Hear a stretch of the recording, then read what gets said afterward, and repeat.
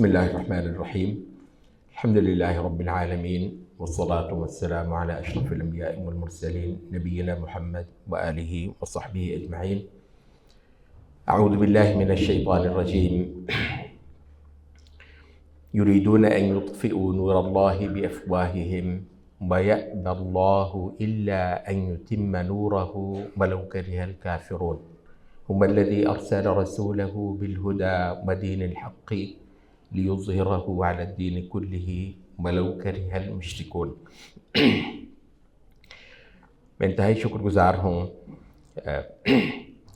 البصیرہ institute کے منتظمین کا، جنہوں نے امت اسلام کا مستقبل میرا خیال ہے آج کے اس پورے سیمینار میں زیر بحث ہے، اور اس کو کئی ساری جہتوں سے مختلف مقررین بیان کر رہے ہیں، اور مجھے جس جہت سے بیان کرنا ہے وہ ہے موجودہ عالمی حالات کے تناظر میں. مستقبل کے بارے میں فکر مند ہونا، مستقبل کا سوچنا، کہتے ہیں کہ واحد مخلوق روئے زمین پر انسان ہے جو مستقبل کے بارے میں سوچتا ہے. تو اس کا مطلب یہ ہے کہ خاص انسانی خصائص میں سے ہے اور ایک بہت میچور عمل ہے. وہ چیز جس کے اندر انسان باقی مخلوقات سے ممیز ہے، اس میں لازماً ایک میچورٹی کا معنی پایا جاتا ہے. اور میرے پیش رو جناب ڈاکٹر زبیر صاحب جو کہہ رہے تھے، تو حقیقت یہ ہے کہ یہ سب سے زیادہ بچگانہ جو حرکتیں ہیں مستقبل کے بارے میں اینٹیسپیٹ کرنے کی، وہ ہمارے لوگ کر رہے ہوتے ہیں. سمجھدار بہت کم بولتے ہیں اس باب میں، اور بے سمجھ چپ ہی نہیں کرتے. بہرحال اللہ رب العزت ہمیں ان ساری چیزوں سے اصل مقصد کے ساتھ ریلیٹ کرنے کی توفیق دے، کیونکہ مستقبل غیب ہے، اور غیب صرف اللہ کے پاس ہے. ہم دراصل اپنے آگے بڑھنے کے لیے اور اپنا راستہ بنانے کے لیے اس موضوع کو پڑھ رہے ہیں. یہ اسلام کا مستقبل، یہ شیخ البانی نے، آپ کو پتہ ہے ان کی جو شاید سب سے زیادہ پاپولر کتاب ہے سلسلۃ الاحادیث الصحیحہ. کبھی آپ کو موقع ملے تو اس کو کھولتے ہی جو آپ کو پہلا اس کا چیپٹر ملتا ہے، تو وہ حالانکہ حدیث کی کتاب ہے، حدیثوں کی تصحیح ہے، لیکن اس کے اندر شیخ البانی نے جو پہلا عنوان باندھا ہے وہ المستقبل للاسلام، فیوچر اسلام کا ہے. اچھا، اس کے تحت وہ حدیث لے کر آتے ہیں. یہی جو ایک آیت میں نے پڑھی، والذی ارسل رسولہ بالہدی ودین الحق. اچھا، اس کے تحت وہ حدیث لے کر آتے ہیں کہ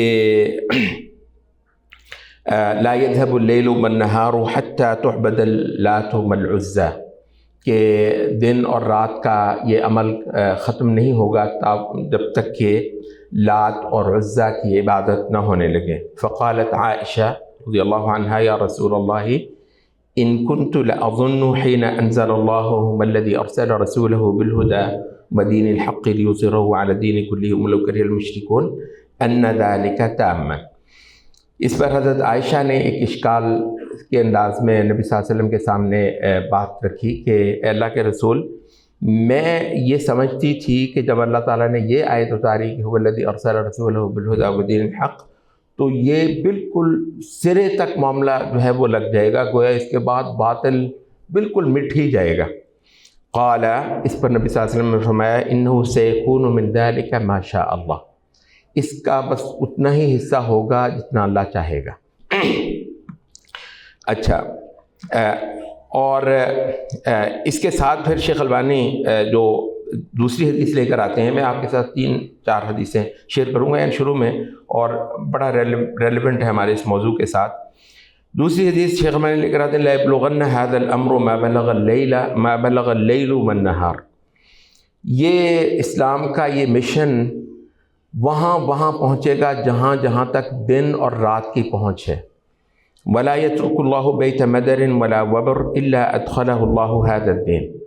اور اللہ تعالیٰ نہ کوئی پکا گھر، نہ کچا گھر، نہ خیمہ بالوں کا بنا ہوا، چھوڑے گا نہیں بغیر اس کے کہ اس کے اندر کلمہ اسلام کو داخل فرمائے گا. ادخلہ اللہ ھذا الدین، اس دین کو داخل فرمائے گا بعز عزیز او بذل ذلیل، عزت والے کو عزت دے کر اور ذلت والے کو ذلت دے کر. یعز اللہ بہ الاسلام، اہل اسلام کو اللہ تعالیٰ عزت دے گا. وذلا یذل بہ الکفر، اور ایک ذلت ہوگی جس سے وہ کفر کو ذلیل کرے گا. اچھا، اس کے بعد شیخ البانی حدیث لے کر آتے ہیں، چوتھی حدیث سلسلہ صحیحہ کی. اچھا، اس میں وہ ابو قبیل ہیں، یہ راوی بیان کرتے ہیں، کہتے ہیں کہ ہم کنا عند عبداللہ بن عمرو بن العاص وسئل ای المدینتین تفتح اولا القسطنطینیہ او رومیہ.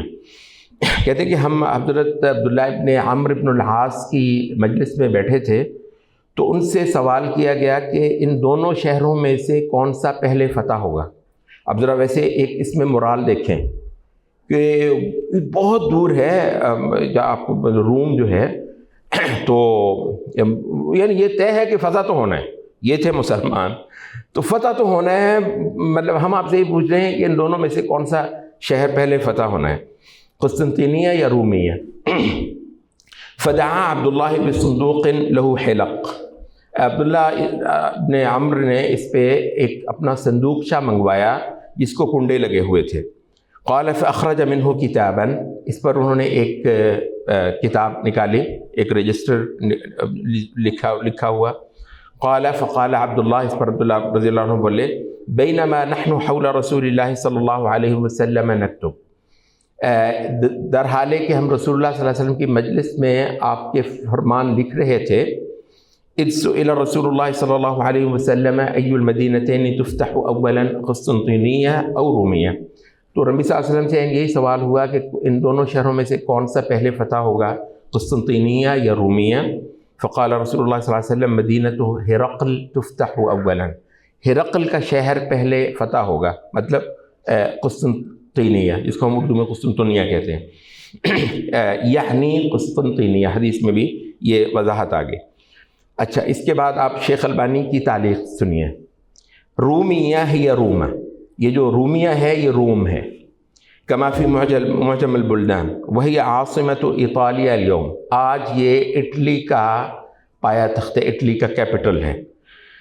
وقد تحقق الفتح الاول على يد محمد الفاتح العثمانی. وہ جو نبی صلی اللہ علیہ وسلم نے پہلی فتح بتائی ہے کہ قسطنطینیہ پہلے فتح ہونا ہے، وہ عثمانی فاتح محمد الفاتح کے ہاتھوں ہو چکا ہے.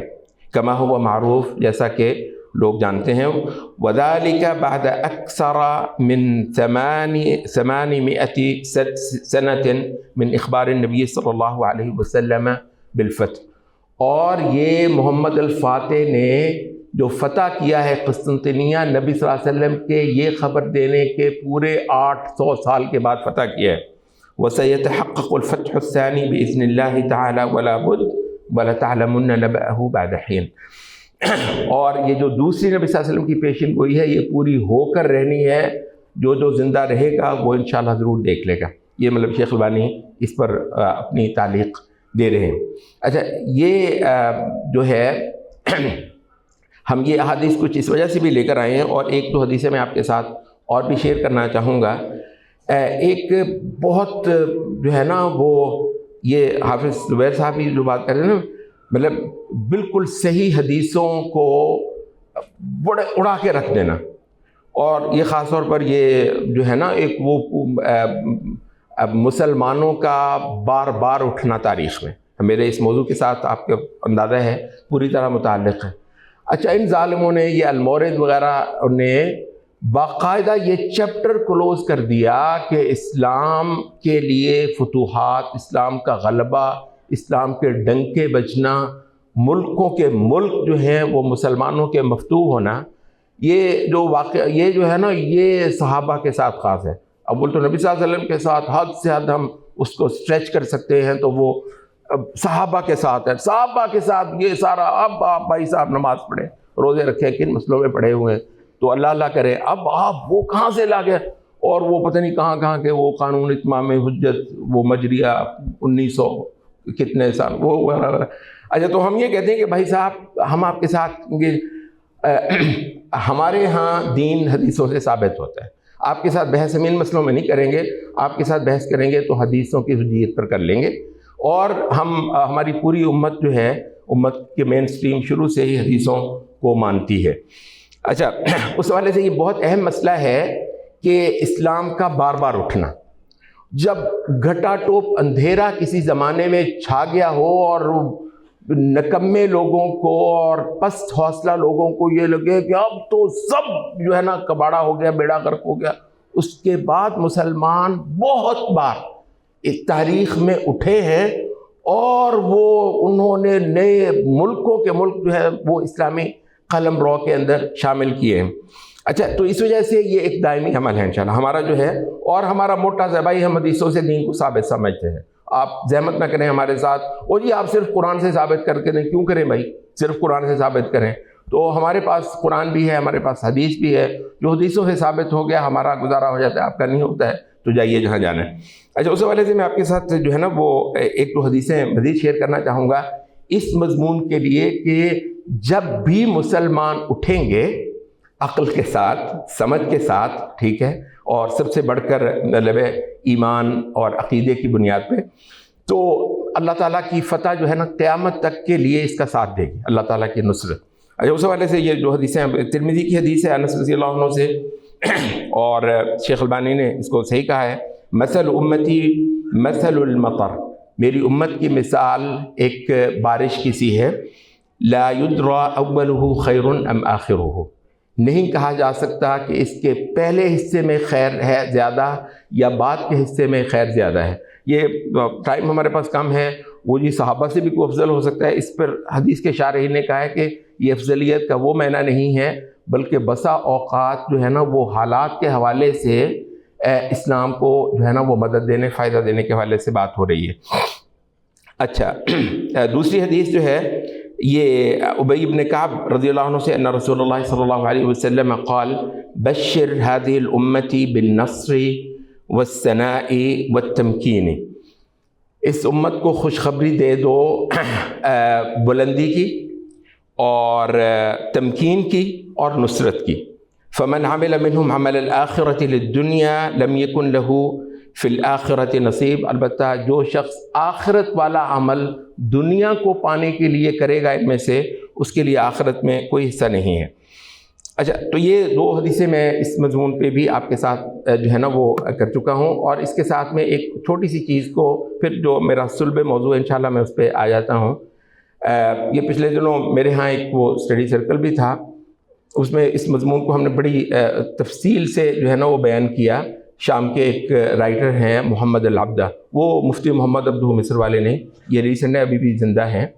اچھا، انہوں نے جو ہے ایعید التاریخ نفسہ، کیا تاریخ اپنے آپ کو دہرانے جا رہی ہے، اس کے حوالے سے وہ کہا کہ جیسے ہی یہ قرون اولیٰ گزرے نا، جیسے قرون اولیٰ گزرے، یہ تبع تابعین وغیرہ کا دور جو ہے یہ پورا ہوا، اس کے بعد ایک بہت بڑی گھٹا ٹوپ جو ہے نا آندھی اور بالکل سیاہ رات عالم اسلام پر چھا گئی، مراکش سے لے کر مصر تک اور بعد ازاں سیریا تک اور تھوڑے وقت کے لیے بغداد تک جو ہے نا یہ فاطمیوں نے لے لیا۔ یہ رافضی تھے، رافضہ کی بھی وہ قسم جو اثنا عشریہ سے کہیں زیادہ ضلال پر ہے، اور حتیٰ کہ ان کی تو بہت بہت تکفیر ہمارے ائمہ نے کی ہے۔ اچھا، یہ جو ہے اتنا سارا جو ہے وہ فاطمیوں کے پاس چلا گیا۔ اس کے بعد یہ فارس سے لے کر جو ہے نا وہ سینٹرل ایشیا تک کا کچھ علاقہ، اور پھر آخر میں انہوں نے بغداد لے لیا، اور خلیفہ صاحب جو ہے نا وہ مطلب ذلیل اور رسوا کر رہے تھے بویہی ایک رافضی ڈائنسٹی تھی، رافضیوں نے لے لیا۔ اور امام ابن کثیر نے لکھا ہوا ہے کہ جب انہوں نے بغداد لیا تو بغداد کی مسجدوں کے دروازوں پہ صحابہ کو گالیاں انہوں نے لکھی تھیں۔ اچھا، تو یہ بویہیوں کے پاس چلا گیا۔ اچھا، اس کے بعد پھر جزیرہ عرب جو ہے یہ بحرین سے قرامطہ اٹھے، اور انہوں نے جزیرہ عرب کا بڑا حصہ لے لیا، یہاں تک کہ مکہ کے اندر حجر اسود اکھاڑ کر لے گئے۔ آپ ذرا تصور کریں، مسلمانوں پہ کیسے کیسے وقت آئے ہیں. میرے اس موضوع کے ساتھ بہت تعلق ہے اس بات کا کہ بندہ کہتا ہے یار اب اس کے بعد کوئی امید کیوں بھائی، کیوں نہیں. اچھا تو وہ انہوں نے حجر اسود بھی اکھاڑ کر لے گئے. کو 10 12 13 سال مکہ کے اندر، حرم کے اندر حجر اسود نہیں تھا، اور چند سال کے لیے انہوں نے پوری کوشش کی کہ حج کو بھی معطل کر دیا جائے، اور حجاج کا قتل عام بھی کیا انہوں نے. اور کسی نے مطلب ویسے ہی تھوڑا بہت مطلب حج کے جو ہے نا وہ شعائر ادا کر لیے ہو، مناسک تو کر لیے ہوں، ورنہ یہ ہے کہ وہ جو جمع غفیر حج کا ہوتا ہے اس میلے میں انہوں نے حج کو بھی معطل کیا یہ قرامطہ نے. اچھا کہتے ہیں کہ اس کے بعد پھر یہ یمن کو صلحی لے گئے. یہ ایک اور وہ تھا، یہ اصل میں کہتے ہیں باطنیہ. یہ رائٹر نے اصل میں یہ لکھی تھی کتاب آج سے 30 سال پہلے، جب اس نے وہ دیکھا کہ ایک ریولوشن جو ہے تہران میں جو آیا ہوا ہے بنیادی طور پر باطنی ریولوشن، اور اس وقت اس نے اور کچھ اور لوگوں نے بھی یہ پیشین گوئی کی تھی کہ یہ جو بغداد انقلاب ہے یہ باطنیہ کا، یہ جو ہے نا یہ ہلال شیعی اس کو نام دیتے تھے، یہ شیعی کریسنٹ، کہ یہ جو ہے نا ایران سے لے کر پھر یہ بغداد سے گزرتے ہوئے پھر یہ شام کو لے کر پھر یہ لبنان تک جو ہے نا وہ جائیں گے، تو ایسے جو ہے نا اس کی یہ شکل بن جائے گی اور عالم اسلام کا. اور واقعتاً یہی ہوا. تو اصل میں انہوں نے اس وجہ سے لکھا تھا کہ یہ باطنیہ کا جو ایک غلغلہ آج ہو رہا ہے، تو یہاں پر جو ہے نا تاریخ اپنے آپ کو کہتا رہا ہے. تو یہ جو گھٹا ٹوپ اندھیرا ہو گیا، صلحی جو ہے نا وہ لے گئے. اچھا اس کے علاوہ 2-3 چھوٹی اور بھی ایسی موومنٹس تھیں باطنیہ کی جنہوں نے پورے عالم، اب آپ ذرا تصور کریں عالم اسلام کا بچا کیا ہے بائی دا وے. اب انڈیا ہمارا فتح بھی نہیں ہوا تھا، ہمارا. اچھا تو کہتے ہیں کہ اس کے بعد اور یہ جو امام ابن کثیر البدایہ و نہایہ میں مطلب خوش ہو جاتے ہیں جیسے ہی وہ غزنویوں کا چیپٹر کھولتے ہیں کہ جی وہ غزنوی نے وہ ایک معتزلہ کا جو ہے امام، وہ اس کو اس نے سزا دی، اور اس کی بڑی قیمتی خچر تھی، اس کو لے کر مجھے نام یاد نہیں رہا کس مسلمان محدث کو بھیجا کہ کل اس پر جو ہے نا ملحدین کا امام سوار ہوتا تھا، آج موحدین کا امام اس پر سوار ہوگا. کہتے ہیں اس کی نصرت دیکھیں. یہ سارے لوگ جو تھے ملوک تھے، بہت سارا کچھ، ان میں وہ خلفۂ راشدین والی بات نہیں تھی، حتیٰ کہ بنو امیہ اور شروع کے بنو عباس والی بات بھی نہیں تھی. لیکن یہ ہے کہ یہ سنت کی نصرت. کے بعد سلجوقی آئے تو تھوڑا سا غزنویوں نے جو ہے نا وہ بویہیوں کو لتاڑا، پھر سلجوقیوں نے تو بالکل بویہیوں کی حکومت جو ہے وہ ختم کر دی. اس کے بعد پھر آگے یہ اور سلاجقہ کا ایک لمبا دور ہے. سلاجقہ کا کنٹریبیوشن غیر معمولی ہے سنی ریوائیول کا. سنی ریوائیول باطنیہ کا جو ایک سکہ جم گیا ہوا تھا اس کو ختم کرنے کے لیے، اور سلاجقہ اٹھے تھوڑی ہی دیر میں یہ بھڑ گئے بائزنٹائن سے. وہ یہی جو ہرقل، مدینہ تو ہرقل جو ہے یہ کانسٹینٹی نوپل، قسطنطینیہ، یہ ان کے ساتھ بھڑ گئے. اور واقع جو مارکہ ملاذ کرد ہے تاریخ اسلام کا ایک بڑا مارکہ ہے. وہ کہتے ہیں اس کے اندر صرف یہ الپ ارسلان کے پاس 50,000 کا صرف لشکر تھا، اور مقابلے پر روم کا 2 لاکھ کا لشکر تھا، اور لگتا نہیں تھا کہ یہ مطلب اس جنگ میں جیت جائے. لیکن اس نے کہتے ہیں کہ اپنی ماتھے کو سجدے میں جو ہے نا لت پت کیا مٹی میں رو کے، اور پھر اس کے بعد کہنے لگا کہ آج نتائج سے جو ہے نا بے نیاز ہو کر لڑنا ہے. تو کہتے ہیں کہ چند درجن لوگ ہوں گے جو پھر زندہ بچ کے گئے صلیبیوں کے. تو ملازکرت کا واقعہ ہوا اور جہاد روم کے ساتھ یہ بحال ہو گیا. اس کے بعد زنگی آئے. زنگیوں کا زمانہ زیادہ نہیں ہے، تو وہ آئے. انہوں نے جو ہے وہ شام کے علاقے میں وہ سارے جو باطنیہ کا جو تھا وہ سکہ اس کو ختم کر کے سنت کا احیاء کیا. تو کہنے کا مطلب یہ ہے کہ امت کے اندر بہت بار جو ہے وہ یہ ریوائیول ہوا ہے. اس کے بعد سے لے کر ایک گھنڈی تھی. گھنڈی یہ تھی کہ ہمارا وہ اقتدار کچھ بنیادی وجوہات کی وجہ سے ہم سے چھنا تھا. اچھا ہمارے جو ریوائیول کی تحریکیں ہیں انہوں نے اقتدار کو آوازیں دینی شروع کر دیں. جو اصل تھا وہ یہ تھا کہ امت کو لے کر چلنا، نہ کہ اقتدار کو آوازیں دینا. یہ بنیادی فرق ہے.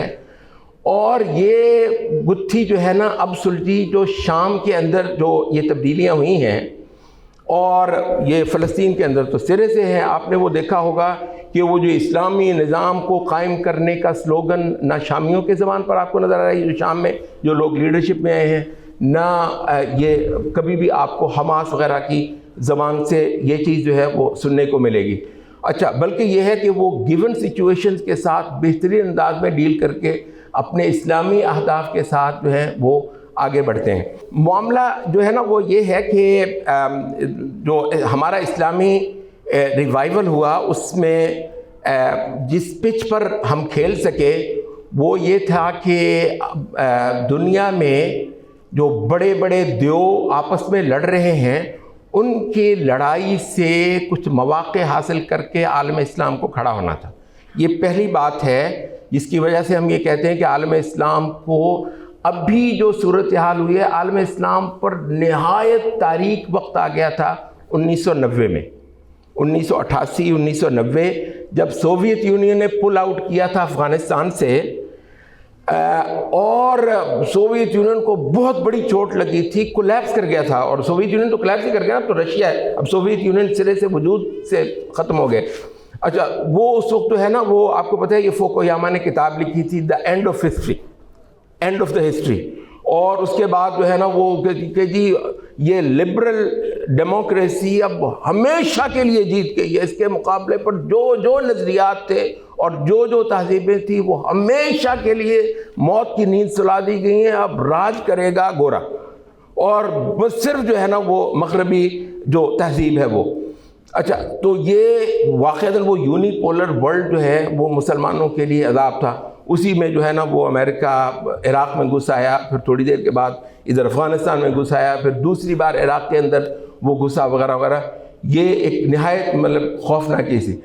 ہم یہ کہتے ہیں کہ سبحان اللہ، پہلے اللہ تعالیٰ نے عالم اسلام کی جان چھڑوائی عالمی جنگوں کے ذریعے سے۔ عالمی جنگیں انہی دنیا کے بڑے بدماشوں کے مابین تھی، اللہ نے ان کی ریڑھ کی ہڈی توڑ دی، البتہ اس سے عالم اسلام کو جیسی کیسی آزادیاں ملیں۔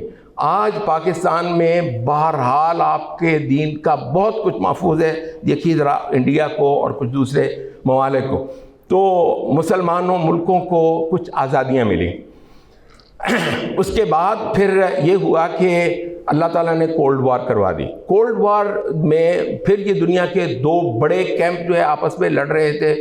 کسی مسلمان ملک نے ایٹم بم بنا لیا، ایک بہت بڑی مضبوط فوج بنا لی، ترکی اٹھا، اور ترکی کو نئی اٹھان کا موقع مل گیا صرف اس کوڈ، ورنہ یہ آپ کو اس طریقے سے دبا چکے ہوئے تھے، آپ اٹھنے کا سوچ بھی نہیں سکتے۔ اللہ جب ان کی لڑائیاں کرواتا ہے اس میں سے مسلمانوں کو بہت سارے مواقع اللہ تعالیٰ دے دیتا ہے، وہاں سمجھ دانائی کے ساتھ اور صبر اور استقامت کے ساتھ آپ جو کرتے ہیں، تو کہتے کم از کم 2 مسلمان ملک جو ہیں وہ اس وقت کے ریجنل کھلاڑی بن گئے ہوئے ہیں۔ باقاعدہ طور پر آپ کا یہ پاکستان ہے، اس کی اصل مصیبت یہ ہے کہ اس کی معیشت کا بیڑا غرق ہوا ہے، ورنہ پاکستان جو ہے ایک فوجی قوت کے طور پر، ہم تو شاید اس کو نہیں کرتے، فلسطینیوں سے عربوں سے کبھی پوچھیں وہ کتنی بڑی شے سمجھتے ہیں کہ پاکستان کے پاس اتنے اللہ نے اثاثے دے دیے جو اسلام کے اور مسلمانوں کے اثاثے۔ آپ کو پتہ ہے جس دن آپ نے ایٹم بم کا دھماکہ کیا تھا مسجد اقصیٰ میں، شیخ اکرمہ صبری وہاں کے خطیب جو ہے وہ انہوں نے فنڈ ریزنگ کی تھی پاکستان کے پاس کہ ان پہ پابندیاں لگ جانی ہیں، ہم کچھ بھی نہیں کر سکتے، صرف علامتی طور پر ہم پاکستان کو اپنی طرف سے جو ہے نا وہ اعانت بھیجیں گے کہ آپ کا یہ ایٹم بم ہمارا بھی ہے۔ میں بہت مان ہے ان کو، اور کسی وجہ سے ہے مان۔ اچھا، تو یہ مسلمان جو ہیں وہ اٹھ کھڑے ہوئے، اور یہ ایک بہت سارا سیریا میں جو کچھ ہو رہا ہے، بہت جو ہے نا وہ بڑی وجہ سیریا کے اندر ہاتھ پڑنے کی وہ ترکی ہے۔ یہ اب ایک بالکل اوپن سیکرٹ ہے کہ ترکی نے مطلب غیر معمولی ہمت محنت کر کے پلاننگ کر کے اور مدد کر کے جو ہے نا یہ سیریا کے اندر بالکل پانسا پلٹ دیا ہے، اور اللہ علم عالم عرب میں سنت کا ہاتھ پچھلے 100 سال سے ایسا زبردست نہیں پڑا ہوگا جو کہ شام میں اس وقت جو ہے وہ پڑ گیا ہوا ہے۔ اور یہاں پر میں آپ سے یہ ایک عرض کرتا ہوں، ہمیں نہیں پتہ یہ جو فلسطین میں صورتحال ہو رہی ہے، بظاہر تو ایسا لگتا ہے کہ یہ جو اس وقت یہ ایک سکوت آ گیا ہے، یہ کسی بڑے طوفان کا پیش خیمہ نہ ہو، اور اس سے بھی کہیں بڑی جنگ جو ہے وہ غزہ پہ مسلط ہونے نہ جا رہی ہو۔ ٹرمپ کے تیور جو ہیں پچھلے دنوں میں آپ وہ دیکھ رہے ہیں وہ اسی طرح کے لگتے ہیں۔ لیکن یہ ہے کہ بنیادی طور پر امریکہ ایک اس پوائنٹ پہ پہنچا ہوا ہے، امریکہ نے پچھلے 20 سال میں اتنی مہم جوئی کی ہے اور بیہودہ بیکار مہم جوئی کی ہے. یہ تو جو ہوتا ہے نا امیر کبیر بندہ، وہ خالی بھی ہو جائے نا تو اس کے تعلقات ایسے ہوتے ہیں کہ اس کا بھرم پھر بھی رہتا ہے، ادھر سے کچھ پکڑ لیتا ہے ادھر سے کچھ کر لیتا ہے، تو وہ اپنی اسی عیاشی کے ساتھ چلتا رہتا ہے. ورنہ امریکہ کا بہت بڑا حال معاشی طور پر، یہ ٹرمپ بار بار کہہ رہا ہے کہ باہر کی جنگیں مجھے نہیں چاہیے، یوکرین کی جنگ جو ہے نا وہ ختم کروانے کی کوشش کر رہا ہے. اچھا، بہت مشکل ہے کہ امریکہ جو ہے نا وہ اس جنگ میں ہے. یہ جو اسرائیل ہے، میں جو آپ کو انشاءاللہ خوشخبری سنا رہا ہوں، میرا گمان ہے، باقی علم تو اللہ کے پاس ہے. معاملہ یہ ہے، ابھی 2 سال پہلے کا میں وہ ایک انٹرویو دیکھ رہا تھا. اس وقت جو شام میں وزیر دفاع بنائے گئے مرحف ابو صبران غالباً ان کا نام ہے، ان کا نا ابھی تو ظاہر ہے بہت ڈپلومیسی آ گئی ماشاءاللہ ہمارے ان مجاہدوں کو، اور آنی چاہیے، ہمیں تو بہت خوشی ہے. اچھا، لیکن یہ ہے کہ پہلے انہوں نے بڑی کھل کے بھی باتیں کی ہوئی ہیں. وہ 2-2.5 سال پرانا مجھے ان کا ایک انٹرویو ملا یوٹیوب پہ. اچھا، تو ان سے پوچھ رہے ہیں کہ آپ کے ساتھ دنیا بھر کے مجاہد ہیں، صرف سیریا کے مجاہدین نہیں ہیں. تو کہنے لگے جی. تو کہنے لگے کہ یہ تقریباً کتنے ہوں گے؟ کہتا تقریباً 1/3 جو ہیں وہ سیریا کے باہر کے پتہ نہیں کہاں کے دنیا کے آئے ہوئے ہیں، کیونکہ یہ مجاہد ان لائنوں کو یہ نہیں مانتے. ان هذه امتکم امۃ واحدہ. اللہ نے یہ جہاد توحید پہ کھڑا ہے. کفر کے ساری ڈیفینیشن جو انہوں نے دی ہوئی ہیں اور ساری جو حد بندیاں دی ہوئی ان کے پاؤں کے جو ہے نا وہ جوتے کے نوک پہ ہے. تو کہنے لگا کہ تو ہم یہ کہہ رہے ہیں اچھا یہ جو مجاہدین ہیں بنیادی طور پر یہ ہیں ہی جنگ کرنے والے. ہم یہ کہتے ہیں کہ اس وقت یہ جاب لیس ہو گئے ہیں، کیونکہ اب جو انشاءاللہ شام کی تعمیر نو ہونی ہے اس کے لیے کچھ اور قسم کی ٹیم ان کو تیار کرنی ہے. ان مجاہدوں کی جو اسپیشلائزیشن ہے وہ تو لڑائی ہے اور جنگ ہے، اور اس میں ایسے کمال کے ہیں یہ کہ بہت تھوڑا اسلحہ ہونے کے باوجود کافروں کا بہت ستیاناش کر سکتے ہیں. یہ اللہ نے دے دیا، اور اس کے ہم نے وہ دیکھے ہوئے ہیں. افغانستان میں یہی پھٹی ہوئی چپلیں پہن کر سپر پاور کو ہرایا ہے، 2 سپر پاورز کو ہرایا ہے. تو الحمدللہ مجاہد کو اب آپ چھوڑنا کہتے ہیں. اس وقت دنیا جس بات کو نہیں جانتی وہ ہے عالمی جہاد.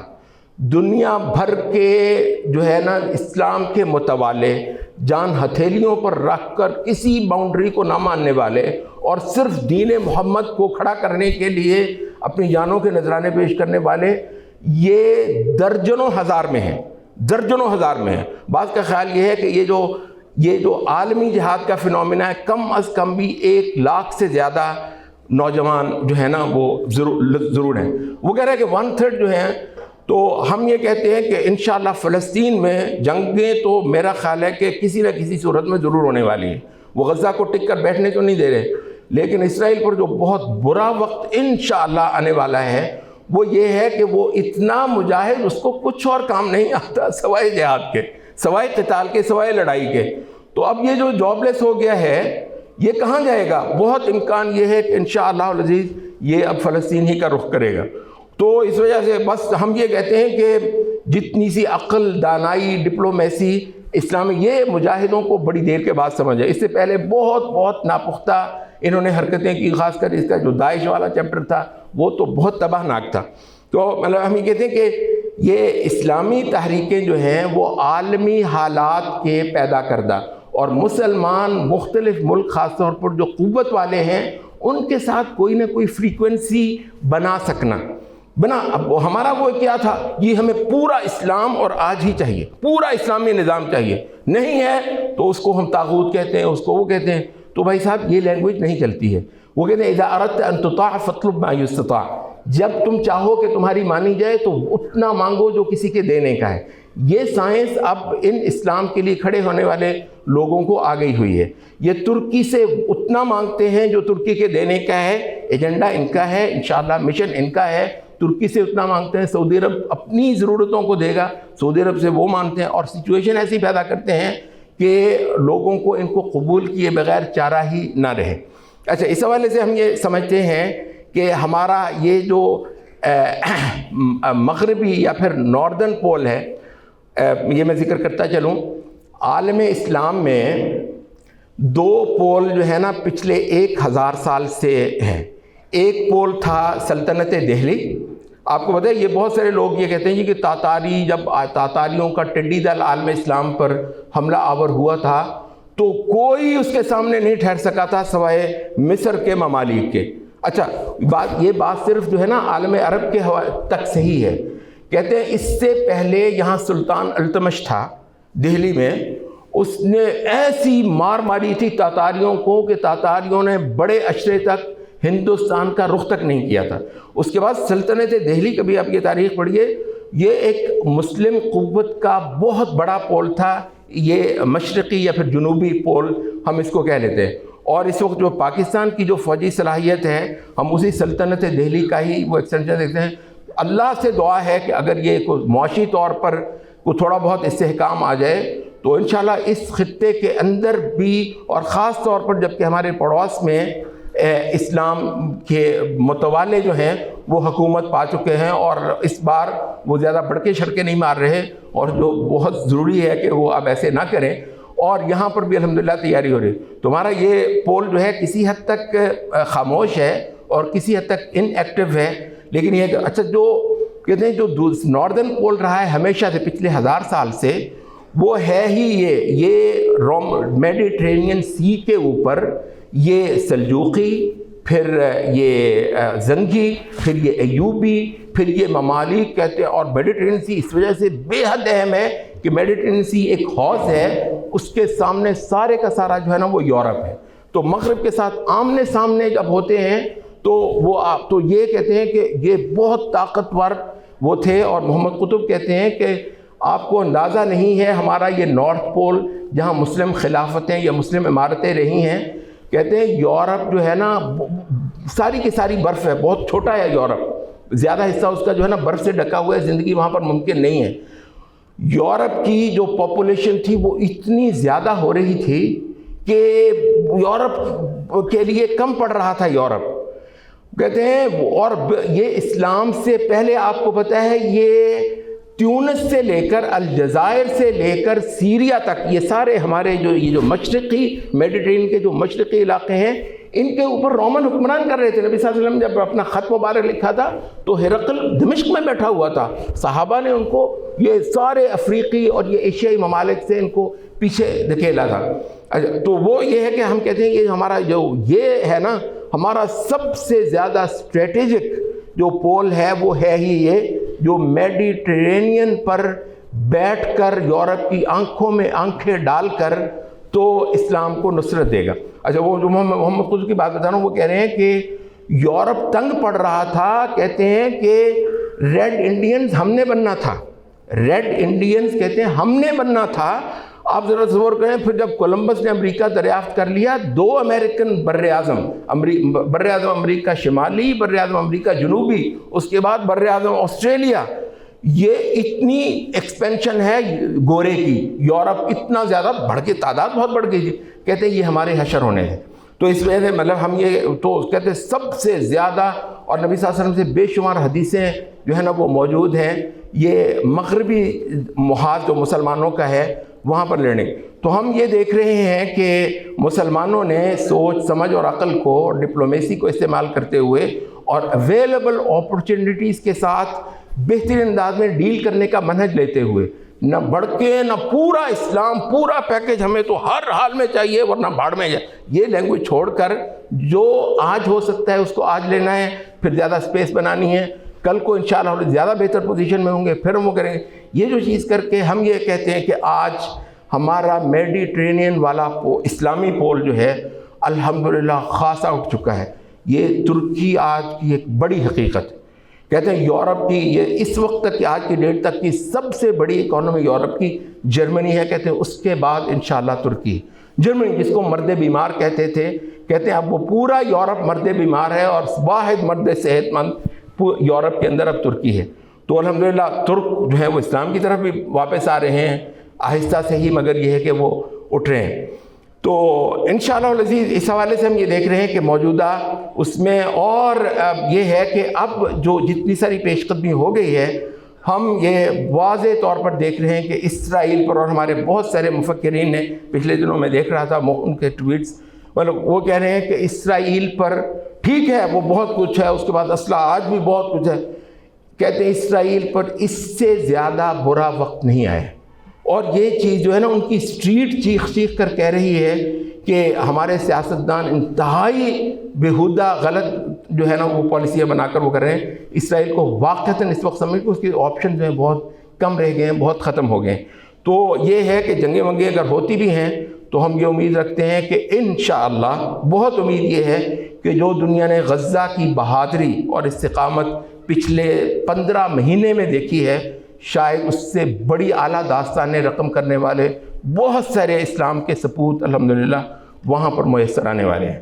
تو البتہ یہ ہے کہ اپنے اپنے ملک میں اپنے جو ہے نا وہ اسلامی اہداف کو دیانت کے ساتھ، عقل مندی کے ساتھ جو ہے نا وہ پرسو کرنے کی کوشش جو ہے وہ بہرحال ہمیں بھی کرنی ہے، کیونکہ ہم لوگ جو ہیں وہ بہرحال رایامہ کو بنانا، سوشل میڈیا کا جو اس وقت ایک بہت بڑا ذریعہ ہمیں دستیاب ہو گیا. واللہ آج ہم مار کھائیں گے تو صرف اپنی نالائکی کی وجہ سے مار کھائیں. آواز اٹھانے کے بہت سارے طریقے اللہ نے آج ہم کو دستیاب کروا دیے ہوئے. اب یہاں پر جو ہے نا ہمارے اسلامی بر صغیر کا ہمارا اسلامی طبقہ، ہم یہ سمجھتے ہیں کہ بہت پسماندہ ہے. حقیقت ہے مطلب عالم عرب کا جو مولوی ہے وہ بہت زیادہ میچور ہے، ترکی کا مولوی بہت زیادہ میچور ہے. حقیقت یہ ہے میری اپنی قوم ہے، لیکن میں یہ دیکھ رہا ہوں کہ ان کو شاید یہ جو ہے نا میچورٹی کی طرف جانا، معاشرے کے ساتھ صحیح کوئی فریکوینسی بنا سکنا اور معاشرے کو وہ دینا جو معاشرہ آج لے سکتا ہے. کبھی وہ اپنا پیکیج ایسا بڑا نہ کریں. جب آپ کے پاس خلافتیں ہوتی تھیں، جب آپ کے پاس عمارتیں ہوتی تھیں، اسلام کا اقتدار ہوتا تھا، واقعتاً ہمارا پیکیج تو بہت بڑا ہے، بہت بڑا پیکیج ہے. بھائی صاحب اب آپ کو یہ کرنا ہے کہ آپ کو وہ سیل کرنا ہے جو اس وقت مسلمان آسانی سے لے سکیں، آسانی سے لے سکیں. اور پوری اصلاح تو حضرت موسیٰ نہیں کر سکے تھے. یہ جو بنی اسرائیل وہ قلزم پار نہیں کیا، کہنے اجعل لنا الہا کما لہم آلہہ، اور تھوڑی دیر کے بعد وہ بچڑا پوجنے لگے. وہ جی کہتے ہیں جی عقیدہ، سب سے پہلے ہم نے عقیدہ ٹھیک کروانا ہے. تو بھائی صاحب موسیٰ علیہ السلام نے اگر ان کا عقیدہ ٹھیک کروا لیا ہوا ہوتا تو یہی بولتے کہ وہ بحر قلزم پار کرتے ہی کہتے اجعل لنا الہا کما لہم آلہہ قال انکم قوم تجہلون، اور وہ جو بچڑے کو پوجنے لگے. تو یہ جب آپ جو ہے نا وہ مقبوضہ ہوتے ہیں، جب آپ پر جو ہے نا وہ باطل کا قبضہ ہوتا ہے، تو اس وقت جو ہے نا آپ نے اپنے پیکیج کو ریوائز کرنا ہوتا ہے. ہم یہ کہتے ہیں، اور کئی سارے ملکوں میں اسلامی تحریکوں کو یہ گتھی انہوں نے سلجھا لی ہے، اور وہ اس لوگوں کے ساتھ ایک بہترین برج بنانے کی پوزیشن میں آ گئے. حماس میں وہ جو جین پہننے والی بھی ہے نا، وہ بھی ان کے کیمپ میں کھڑی ہے. وہ فتح کے کیمپ میں، آپ کو پتہ ہے فتح جو ہیں وہ سیکولر ہیں اور جو ہے نا وہ کمیونسٹ ہیں. اچھا، یہ ماشاءاللہ اسلامی تحریک آئی اور سن 88 کی انتفاضہ ساری کے سارا اسلامی چیپٹر تھا. اچھا، انہوں نے کیا کیا ہے؟ لیکن آپ اس کو سمجھنے کی کوشش کریں، فلسطین میں جو بے پردہ عورت بھی ہے وہ بھی حماس کی ہے.